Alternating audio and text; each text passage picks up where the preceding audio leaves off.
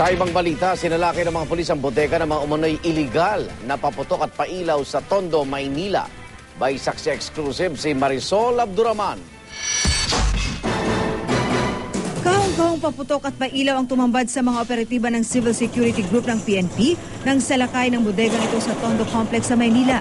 Sa bisa raw ng isang search warrant, niraid nila ang warehouse sa dudang may mga iligal na paputok sa loob habang isinasagawa ang inventory. Nakabantay sa labas ng warehouse ang mga pulis. Maya-maya pa, ikinarga na sa isang truck ang mga kahon ng paputok at pailaw.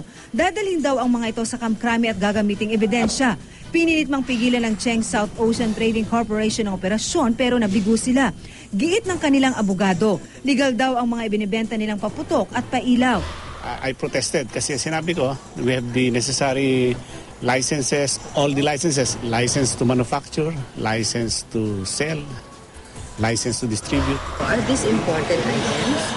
Ito yan eh, imported items, based on papers, kung ano, locally manufactured, lahat yan, naayos na mo lahat yan. Diba?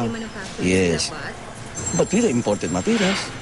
Ipinakita pa sa amin ang permit nilang inisyu raw ng DTI. Gayun din ang lisensya nila mula sa PNP Civil Security Group. Gayunman, nire-respeto raw nila ang inisyong search warrant ng korte. Magsasampa na lang daw sila ng reklamo kaugnay sa ginawang raid. Magpa-file kami ng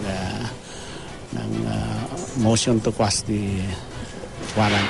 Tumanggi namang magbigay ng opisyal na pahayag ang PNP-CSG kaugnay ng isinagawang raid.